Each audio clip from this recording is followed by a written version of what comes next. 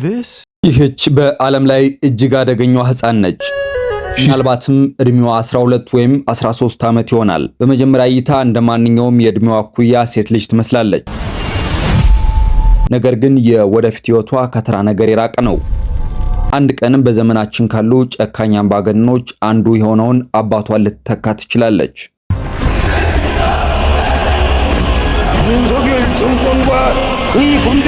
እንደ አውሮፓውያን አቆጣጠር በ2022 በድንገት ብቅ አለች። ከዚያን ጊዜ ጀምሮ ግን በወታደራዊ ሰልፎች፣ በሚሳኤል ሙከራዎችና በይፋዊ የመንግስት ጉብኝቶች ላይ በኪም ጆንግ ኡን ጎን ደጋግማ ታይታለች። ሰሜን ኮሪያ በድንገት እሷን ለምን ለእይታ በቃቻት? እሷ በእውነት ማን ነች? ስለ እሷ የምናገኘውን ማንኛውንም መረጃ ለማሰባሰብ በሰዓታት የሚቆጠሩ ምስሎችን፣ በደርዘን የሚቆጠሩ ሪፖርቶችንና የደህንነት መስሪያ ቤት ወይም ሴክሬት ሰርቪስ መረጃዎችን በጥልቀት መርምረናል። ይህ አንድ ቀን ሰሜን ኮሪያን ልትገዛ የምትችለው የኪም ጁኤ ታሪክ ነው። ተረጋግጧል። ስለ ኪም ጆንግ ኡን ልጅ አስተማማኝ መረጃ በጣም ጥቂት ነው። የኛ ጥናት በአብዛኛው የተመሰረተው በደቡብ ኮሪያ ብሔራዊ የስለላ አገልግሎት ወይም NIS ሪፖርቶችና በሺዎች በሚቆጠሩ የሰሜን ኮሪያ ምስሎች ላይ በተደረገ ሰፊ ትንታኔ ላይ ነው። የሰሜን ኮሪያ መንግስታዊ ቴሌቪዥንና በአንድ አስገራሚ ቃለመጠይቅ ላይ መስከረም 2013 ነው የቀድሞው የቅርጫት ኳስ ኮከብ ዴኒስ ሮድማን ከሰሜን ኮሪያ ጉዞ ገና መመለሱ ነው። ኪም ጆንግ ኡንንና ቤተሰባቸውን የጎበኘ ሲሆን ስለ ልምዱ ከጋርዲያን ወይም ዘ ጋርዲያን ጋር ባደረገው ቃለ ምልልስ ተናግሯል። ከ2013 መጀመሪያ ጀምሮ ሁለቱ ያልተጠበቀ ወዳጅነት መስርተዋል። ሮድማን ስለዚሁ ጉዳይ በአደባባይ ደጋግሞ ይናገራል። እንስቃለን፣ ካራኮኤ እንዘፍናለን፣ ብዙ ምርጥ ነገሮችን አብረን እናደርጋለን፣ ፈረስ እንጋልባለን፣ አብረን እንዝናናለን፣ ስኪንግ ወይም በረዶ ላይ መንሸራተት እንሄዳለን። ሮድማን ስለ ሰሜን ኮሪያው መሪ በፍቅር ስሜት ይናገራል። የሰሜን ኮሪያ መሪ እሱ የህይወት ዘመን ጓደኛዬ ነው። እናንተ ስለሱ የምታስቡት ነገር ግድ አይሰጠኝም። በቅርቡ ባደረገው ጉዞ ሁለቱ የተወሰነ ጊዜ በባህር ዳርቻ እንዳሳለፉና ከኪም ቤተሰብ ጋር ወጣ ብለው እንደተናፈሱ ሮድማን ይናገራል። እንደርሱ ገለጻ በዋናነት የተወያዩት ለቅርጫት ኳስ ስላላቸው የጋራ ፍቅር ነው። ሮድማን በሰሜን ኮሪያና በአሜሪካ መካከል ስለሚደረግ የወዳጅነት ጨዋታ ዕቅዶች መወያየታቸውን ተናግሯል። እንዲያውም የራሳቸውን የቅርጫት ኳስ ቡድን በጋራ ስለማቋቋም ጭምር ተነጋግረዋል። በዚሁ ቃለ ምልልስ ላይ ሮድማን አንዳንድ ያልተጠበቁ መረጃዎችንም ሰጥቷል። ስለ አምባገነኑ የግል ሕይወት ግንዛቤ የሚሰጥ መረጃ። ኪም ጆንግ ኡን አንዲት ሴት ልጅ እንዳለችው ይታሰባል። እሷ ገና ሕፃን ነበረች። ሮድማንም በቅፉ እንደያዛት ተናግሯል። እንዲሁም ኪም ጁኤ የሚለውን መጠሪያ ስሟንም ይፋ አድርጓል። ነገር ግን ዓለም የእሷን ፊት ለማየት ገና ብዙ ዓመታት ፈጅበታል። እንደ አውሮፓውያን አቆጣጠር በ2017 የደቡብ ኮሪያ የስለላ አገልግሎት ወይም NIS ቀደም ሲል የማይታወቁ ስለ ኪም ቤተሰብ ዝርዝር መረጃዎችን ይፋ አደረገ። በNIS ሪፖርት መሰረት ኪም ጆንግ ኡን 3 ልጆች አሉት። በ2010 የተወለደው ወንድ ልጅ፣ በ2013 የተወለደች ሴት ልጅና በ2017 የተወለደው ጾታው እስካሁን የማይታወቅ ሶስተኛ ልጅ። ያ የተባለው ወንድ ልጅ ለምን በአደባባይ እንዳልታየ ግልጽ አይደለም። NIS የጤና ችግር ሊኖርበት ይችላል ብሎም ይጠረጥራል። ጋዜጠኛና የሰሜን ኮሪያ ጉዳዮች ባለሙያ ጄ.ው ፓርክ ግን ጭራሽኑ ወንድ ልጅ ላይኖር ይችላል ብሎ ያስባል። በመጀመሪያ ዴኒስ ሮድማንን አግኝቸዋለሁ። በሁለተኛ ደረጃ ደግሞ በስዊዘርላንድ የነበረውን የኪም ጆንግ ኡንን የልጅነት ጓደኛ አነጋግሬያለሁ። እሱ በ2012 እና በ2013 በኪም ጆንግ ኡን ወደ ሰሜን ኮሪያ ተጋብዞ ነበር። ሁለቱም ስለ ሴት ልጃቸው ኪም ጁኤ እንደሰሙና ዴኒስ ደግሞ ኪም ጁኤን እንዳገኛት ተናግረዋል። በተለይ ሮድማን ነገር ግን ከሷ የሚበልጥ ወንድ ልጅ እንዳለ ሰምተው አያውቁም። ይህም የሚያሳየው በእኔ እምነት በኪም ጆንግ ኡን እና በሪ ሶልጁ መካከል ወንድ ልጅ የለም። ሪ ሶልጁ የኪም ጆንግ ኡን ሚስት ስትሆን ምናልባትም የልጆቹ እናት ነች።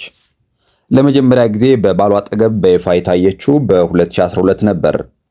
በ2018 የሰሜን ኮሪያ መንግስታዊ ቴሌቪዥን የተከበሩ ቀዳማዊት እመቤት በማለት መጥራት ጀመረ።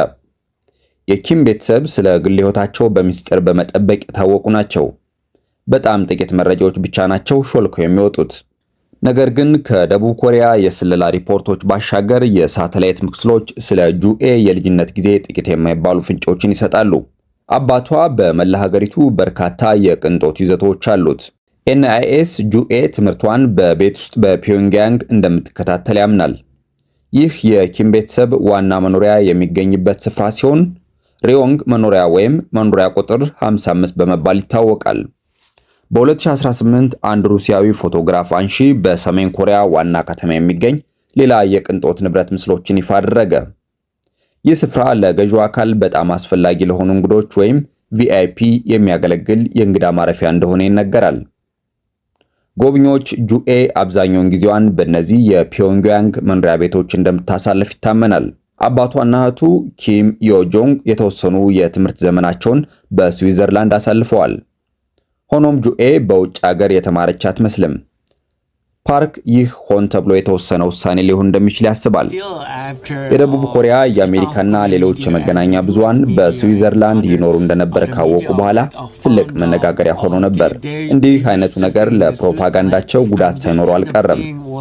እንዲሁም ኪም ጁኤ ከሌሎች ጋር አብራ ትምህርት ቤት መሄድ አትችልም፣ ከሌሎች የሰሜን ኮሪያ ሰዎች ጋር፣ ምክንያቱም ወሬዎች ስለሚናፈሱና ስለሷ ልዩ አያያዝ ስለሚደረግላት ሰዎች ቅሬታ ሊያቀርቡ ይችላሉ። የኪም ቤተሰብ በክረምት መኖሪያዎቻቸው ውስጥም ብዙ ጊዜ ያሳልፋሉ። ይህ ምናልባት ከሁሉም ትልቁ ሳይሆን አይቀርም። በሰሜን ኮሪያ ምስራቃዊ የባህር ዳርቻ በዋንሳን ውስጥ ይገኛል። ኪም ጆንጉን የራሱን የልጅነት ከፊል ጊዜ እዚህ እንዳሳለፈ ይነገራል። ዛሬም ልጆቹ ተመሳሳይ ነገር ሳያደርጉ አይቀሩም። ግቢው የተለያዩ ነገሮች ያሉት ይመስላል። መገልገያዎችን፣ የግል የባህር ዳርቻዎችን፣ የእንግዳ ማረፊያዎች፣ የቅንጦት ጀልባዎችን፣ አልፎ ተርፎም የራሱ የሆነ የባቡር ጣቢያ ጭምር ይዟል። ዴኒስ ሮድማንም የተጋበዘው ወደዚህ ስፍራ ነበር። ጀልባው ላይ ስንወጣ ቤተሰቦቹ፣ ጓደኞቹና ባለስልጣናት በሙሉ ነበሩ። ነገር ግን እኛ በጄት ስኪ በሁሉም ነገር ስንዝናና ነበር። በጣም አስደሳች ጊዜ ማሳልፈናል። ከጣቢያው አጠገብ ክብ ቅርጽ ያላቸው ቦታዎች ያሉበት ሰፊ ክልል ይገኛል። የፈረስ መጋለቢያ ሜዳ ይመስላል። በኤንአይኤስ ሪፖርቶች መሰረት ጁኤ ፈረስ መጋለብ በጣም ትወዳለች። ፈረሶች በሰሜን ኮሪያ ትረካዎች ውስጥ ትልቅ ሚና ይጫወታሉ። በተለይም ነጭ ፈረሶች ለኪም ስርወ መንግስት ዋነኛ ምልክት ናቸው። ጁኤ ከፍተኛ የበረዶ ላይ ተንሸራታች ወይም ስኬር እንደሆነችም ይነገራል። ከዋንሳን ይዞታ በስተምዕራብ 50 ኪሎ ሜትር ገደማ ርቀት ላይ ይህ ግዙፍ የበረዶ ላይ መንሸራተቻ ስፍራ ይገኛል። ገዢው አካል ይህ ቦታ የሀገር ውስጥ ቱሪዝምን ለማሳደግ ታስቦ የተሰራ ነው ይላል። ሆኖም ግን ተቺዎች ይህ ግዙፍ ፕሮጀክት ለኪም ቤተሰብና ለቅርብ ሰዎቻቸው የግል መጫወቻ ከመሆን የዘለለ ፋይዳ የለውም ብለው ያምናሉ። ነገር ግን ኪም ጁኤ በቅንጦት የተንቀባረረች ባለመብት ሕፃን ብቻ ሳትሆን ከዚያ በላይ የምትመስልበት ሁኔታ አለ። ከበስተጀርባ ገዢው አካል ለትልቅ ነገር እያዘጋጃት ሊሆን ይችላል።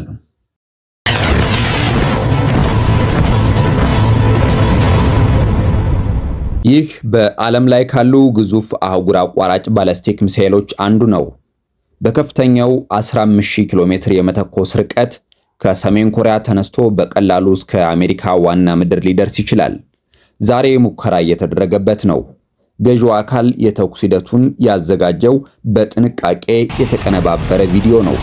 የመንግስት መገናኛ ብዙሃን ሙከራው ሙሉ በሙሉ መሳካቱን አወጁ። ዓለም አቀፍ ፕሬሶችም ትኩረት ሰጡ። ነገር ግን በፍጥነት ወደ ሌላ ዝርዝር ጉዳይ አተኮሩ። ከአምባ ገነኑ ጎን ቆማ የምትታየው አንዲት ትንሽ ልጅ ነች። ይህ የኪም ጁኤ የመጀመሪያው የአደባባይ መታየት ነው። ምስሎቹም በሰፊው ተሰራጩ። አባትና ልጅ ልክ በቤተሰብ ሽርሽር ላይ እንዳሉ ሁሉ ዘና ባለ ሁኔታ ቆመው ለባብሰው ዘንጠው ታይተዋል። ይህ ምናልባት እጅግ አስገራሚ ምስል ሊሆን ይችላል። ኪም ጆንጉንና ልጃቸው እጅ ለእጅ ተያይዘው በጅምላ ጨራሽ መሳሪያ ፊት ቆመዋል። ገና ከመጀመሪያው ጀምሮ ጁኤ የመሰለች ትመስላለች። በሚቀጥሉት ወራትም ይበልጥ ወደ ትኩረት ማዕከልነት ትመጣለች። የካቲት 2023 የኮሪያ ህዝባዊ ጦር የተመሰረተበትን 75ኛ ዓመት ለማክበር የተዘጋጀ ግብዣ። የመንግስት መገናኛ ብዙሃን የድግሱን ፎቶግራፎች ይፋ አደረጉ። ከነዚህም አንዱ ጁኤ በወላጆቿ መካከል በሰሜን ኮሪያ ከፍተኛ ወታደራዊ ጀነራሎች ፊት ለፊት ተቀምጣ ያሳያል። ምስሉ ኪም ጆንግ ኡንን እንደ ሁለተኛ ደረጃ ተመልካች ያስመስለዋል። በሰሜን ኮሪያ ኪም ጆንግ ኡን እንደ አምላክ ነው የሚታየው። አምላክ መሰል ስብዕና። ነገር ግን በእነዚህ ፎቶዎች ላይ ልጁ ልክ እንደ አባቷ ሁሉ አስፈላጊ እንደሆነች ተደርጋ በዋናውና ማዕከላዊ ስፍራ ላይ ትታያለች። በሚቀጥለው ምሽት ታላቅ ወታደራዊ ሰልፍ ተካሄደ። የፒዮንግያንግ ኪም ኢል ሱንግ አደባባይ በብርሃን ደምቆ በሺዎች በሚቆጠሩ ሰዎች ታጅቧል። ገዢው አካል ወታደራዊ ኃይሉን ለማሳየት ምንም አይነት ወጪ አልቆጠበም። እያንዳንዱ ታንክ፣ እያንዳንዱ ጀትና እያንዳንዱ ሚሳኤል በደማቅ ምንጣፍ ላይ እንዲያልፉ ተደርገዋል። በሺዎች የሚቆጠሩ ወታደሮችም ደስታውን በሚገልጸው ሕዝብ ፊት ተሰድረዋል። እናም እዚያው ከአባቷ ጎን ከምንጊዜውም በላይ ወደሱ ተቀራርባ ኪም ጁኤ ትታያለች። ማንም ቢሆን የኪም ጆንጉንን ጉንጭ ሊነካ ወይም በጆሮ ሊያንሸኳሽክ ወይም እንደዛ ሊቀራረቡ አይችልም። ኪም ጁኤ ግን የተለየች ናት። ኪም ጁኤ ተራ አይደለችም። እንዲያውም ከኪም ጆንጉን ሚስት ጋር እኩል ደረጃ ላይ አይደለችም። ስለዚህ ኪም ጁኤ በጣም ልዩ ነች። ሁለቱም አብረው ሆነው ግዙፉ የሃሳንግ 17 አህጉር አቋራጭ ሚሳኤል ሲያልፍ ይመለከታሉ። ጁኤ ቀደም ሲል አይተዋለች። ከዚያም አንድ ነጭ ፈረስ በሰልፉ መካከል እየጋለበ ይመጣል። የዜና አቅራቢው ፈረሱን በመሪው ተወዳጅ ልጅ እጅግ የሚወደድ ፈረስ ሲል ይገልጸዋል። ከዚህ ቀን ጀምሮ የጁኤ በአደባባይ የመታየት ሁኔታ ከበፊቱ በበለጠ እየተደጋገመ መጣ። ተጨማሪ የሚሳኤል ሙከራዎችና ከከፍተኛ ጀነራሎች ጋር ተጨማሪ ስብሰባዎች መደረግ ጀመሩ። እነዚህ ልጆች ብዙውን ጊዜ የማይገኙባቸው ኩነቶች ናቸው። ነገር ግን በእያንዳንዳቸው ላይ ጁኤ ከበስተጀርባ ተነስታ ወደ መካከለኛው ስፍራ ይበልጥ እየተጠጋች እንደሆነ ይታያል። እንደ አውሮፓውያን አቆጣጠር በ2023 ይህ ምስል በሰፊው ተሰራጨ። ምስሉ ጁኤና አባቷ የሰሜን ኮሪያ የመጀመሪያውን የስለላ ሳተላይት ሲተኮስ ሲመለከቱ ያሳያል። በዚህ ምስል ላይ ከአባቷ ፊት ለፊት ቆማ ትታያለች። ዘ ኒውዮርክ ታይምስ እንደዘገበው ከሆነ ይህ ለመጀመሪያ ጊዜ ነው። ኪም ጆንግ ኡን በይፋዊ ምስል ወደ ሁለተኛ ደረጃ ዝቅ ብሎ ታይቷል። ጁኤ የአባቷን አነስተኛ ቅጂ ትመስላለች። ጥቁር የቆዳ ልብስ ብዙውን ጊዜ ለሰሜን ኮሪያ አየር ኃይል ብቻ የተከለከለ ነው። ከወታደራዊ ዘርፍ ውጭ ይህንን ልብስ የሚለብሱት ከፍተኛ ባለስልጣናት ብቻ ናቸው። ኪም ጁኤ ከጊዜ ወደ ጊዜ እንደ ጠንካራ መሪ የተቀረጸች ያለች ትመስላለች። በጃፓን የሚገኘው ኒኬን ኤዥያ የተሰኘው የመገናኛ ብዙሃን ተቋም ከ2022 እስከ 2025 መጨረሻ ድረስ ከ14000 ሰዓታት በላይ የሰሜን ኮሪያ የመንግስት ቴሌቪዥን ስርጭቶችን ተንትኗል። ጁኤ በቴሌቪዥን የሚታይባቸው ቀናት ቁጥር በ2024 በከፍተኛ ሁኔታ መጨመር የጀመረ ሲሆን አሁን ላይ ከአባቷ የመታየት መጠን ጋር እየተቀራረበ ነው። ከአደባባይ መታየቶቿ መካከል ከግማሽ በላይ የሚሆኑት ከወታደራዊ ጉዳዮች ጋር በተያያዙ ኩነቶች ላይ ነበሩ። ነገር ግን በቅርብ ዓመታት ውስጥ ጁኤ በሰሜን ኮሪያ ውስጥም ሆነ ከሀገር ውጭ በሚደረጉ ዲፕሎማሲያዊ ስብሰባዎች ላይ በብዛት መታየት ጀምራለች። እንደ አውሮፓውያን አቆጣጠር በ2025 አባቷ በቤጂንግ ከቻይናው ፕሬዚደንት ሺ ጂንፒንግ እና ከሩሲያው መሪ ቭላዲሚር ፑቲን ጋር ሲገናኙ አብራው ወደ ውጭ ሀገር ተጉዛለች። የኪም ጁኤ አለባበስም ከዓመታት በኋላ ይበልጥ መደበኛና ተወካይነት ያለው እየሆነ መጥቷል። እንዲሁም ብዙ ጊዜ ከአባቷ ጋር ጉንጭ ለጉንጭ ተቀራርባ መታየቷ ከአባቷ ጋር መታየቷ ሆን ተብሎ ወደ ስልጣን እንድትጠጋ እየተደረገ መሆኑን ሊያመለክት ይችላል። ነገር ግን ይህ ሁሉ ምን ማለት ነው? ኪም ጆንግ ኡን በእርግጥ ልጁን የሱ ተተኪ እንድትሆን እያዘጋጃት ሊሆን ይችላል። ኪም ጆንግ ኡን ሰሜን ኮሪያን ከሁለት አስርተ ዓመታት በላይ አስተዳድረዋል። እንደ አውሮፓውያን አቆጣጠር በ2011 አባቱ ከሞቱ ከጥቂት ቀናት በኋላ ኪም ጆንግ ኡን ተተኪያቸው መሆናቸው ታወጀ። እርሳቸው የሟቹ መሪ ታናሽ ልጅ ሲሆኑ በወቅቱ እድሜያቸው 27 ዓመት ገደማ ነበር። በዚያን ጊዜ እርሳቸውን የሚያውቋቸው ሰው በጣም ጥቂት ነበሩ። ለአደባባይ እንዲተዋወቁ የተደረገው ከመሾማቸው ከአንድ ዓመት በፊት ነበር። በወቅቱ የተሾሙት ጀነራል ሆነው ነበር። ለውጭው ዓለም የስልጣን ሽግግሩ ያለምንም እንቅፋት የተከናወነ ይመስል ነበር። ነገር ግን ከበስተጀርባ ሂደቱ በእውነቱ ወሳኝ ወቅት ነበር። ኪም ጆንግ ኡን በከፍተኛ ጀነራሎችና በፓርቲው ቁንጮዎች ዘንድ ተሰሚነታቸውን ማረጋገጥ ነበረባቸው። የገዛ ቤተሰቦቻቸውን ጨምሮ ተቃዋሚዎቻቸውን በማስወገድ ማንም የማይገዳደራቸው መሪ መሆናቸውን አረጋገጡ። የኪም ስርወ መንግስትም ቀጠለ። ይህ የስልጣን ሽኩቻ ኪም ጆንግ ኡን የተተኪነት ጉዳይ ቀደም ብሎ ማረጋገጥ ምን ያህል አስፈላጊ እንደሆነ ትምህርት ሰጥቷቸዋል። ያ ግንዛቤም ከታሰበው በላይ በቶሎ አስፈላጊ ሆኖ ተገኝቷል። በኤንአይኤስ ሪፖርቶች መሰረት ኪም ጆንግ ኡን በጣም ጤናማ ያልሆነ የአኗኗር ዘይቤ ያላቸው፣ ከልክ ያለፈ መጠጥ፣ ብዙ ምግብ፣ አነስተኛ እንቅልፍና ከፍተኛ የሆነ የሲጋራ ሱስ። የኒውዮርክ ታይምስ ዘገባ እንደሚያመለክተው እርሳቸው አሁን ላይ በልብና የደም ዝውውር ችግሮች ወይም ካርዲዮቫስኩላር ኢሹስ እየተሰቃዩ ይገኛሉ። ይህም ለአባታቸውና ለአያታቸው ሞት ምክንያት የሆነው ተመሳሳይ የጤና እክል ነው። በጤናቸው ሁኔታ ሊሆን የሚችል ተተኪን በይፋ እንዲያዘጋጁ ካደረጓቸው ምክንያቶች አንዱ ሊሆን ይችላል። የሰሜን ኮሪያ ገዢ አካል በእርግጥ ኪም ጁኤን የሚቀጥለው ከፍተኛ መሪ እንድትሆን እያዘጋጃት ነው። አንዳንድ ታዛቢዎች የእሷ አጠቃላይ መታየት በዋነኝነት የአባቷን ፍላጎት የሚያገለግል ነው ብለው ያስባሉ። ደግሞም ኪም ጆንጉን እርሷን እያሳየ ያለው የእርሱ አገዛዝ በከፍተኛ ጫና ውስጥ ባለበት ወቅት ነው። ኮቪድ ወይም ኮሮና ቫይረስ በተከሰተ ጊዜ ሰሜን ኮሪያ ራሷን ሙሉ በሙሉ ዘግታ ነበር። በዚያው ወቅት አካባቢ ቻይና ከሰሜን ኮሪያ ጋር የምታደርገውን የንግድ ልውውጥ አቆመች። ይህም ለዋጋ ግሽበት በከፍተኛ ሁኔታ መጨመርና ለምግብ ዋጋ መናር ምክንያት ሆኗል። ምናልባትም ኪም ጆንጉን የራሳቸውን ዝና ለመገንባት ለስለስ ያለ ገጽታ ለመፍጠርና ራሳቸውን እንደ አፍቃሪ አባት ለማቅረብ ልጃቸውን እየተጠቀሙባት ሊሆን ይችላል። በተጨማሪም ሰሜን ኮሪያ የወንድ የበላይነት ወይም ፓትሪያርካል በጣም የሰፈነባት ሀገር ናት። የሰሜን ኮሪያ የአመራር ታሪክ እስካሁን ወንዶች ብቻ መሪ እንደነበሩ ያሳያል። በአጠቃላይ በፖለቲካውና በማህበረሰቡ ውስጥ ሴቶች ያላቸው ውክልና እጅግ አነስተኛ ከመሆኑም በላይ ስልታዊ በሆነ መንገድ መድሎ ይፈጸምባቸዋል። ለብዙ አስርተ ዓመታት ሴት ከፍተኛ መሪ ትሆናለች ብሎ ማሰብ በተግባር የማይቻል ነበር። ነገር ግን በኪም ጆንጉን ዘመን ነገሮች የተለወጡ ይመስላሉ። እህታቸው ኪም ዮ ጆንግ በገዢው አካል ውስጥ ማዕከላዊ የስልጣን ቦታ የያዘች የመጀመሪያዋ ሴት ነች። እሷ የፕሮፓጋንዳና ቅስቀሳ መሪ ምክትል ዳይሬክተር ስትሆን በሀገሪቱ ውስጥ ዋነኛ ድምፅ ሆናለች። በውጭ ፖሊሲ ረገድ ትልቅ ሚና አላት። ወንድሟ ከሌሎች የሀገር መሪዎች ጋር በሚገናኝበት ጊዜ ሁሉ ኪም ዮ ጆንግ ከጎኑ ትገኛለች። አሁን ላይ እሷ በሰሜን ኮሪያ ውስጥ ካሉ በጣም ተደማጭነት ካላቸው ሰዎች አንዷ፣ አልፎ ተርፎም በራሷ መንገድ እንደ እምቅ ተተኪ ትታያለች። ነገር ግን ኪም ዮ ጆንግ ወንድሟን እንድትተካ የሚያደርግ አንድ እንቅፋት አለ። የሰሜን ኮሪያ የተተኪነት ሕግ አሁን ያለው አምባገነን በቀጥታ በገዛ ልጁ መተካት እንዳለበት ይደነግጋል። እህትን መምረጥ ከዚያ የቀጥታ የደም መስመር መውጣትን ያስከትላል። ልጅን መምረጥ ግን ያንን የደም መስመር አያቋርጥም። ደም ከጾታ በላይ ነው። እዚያ የተለየ የስልጣን ተዋረድ አለ።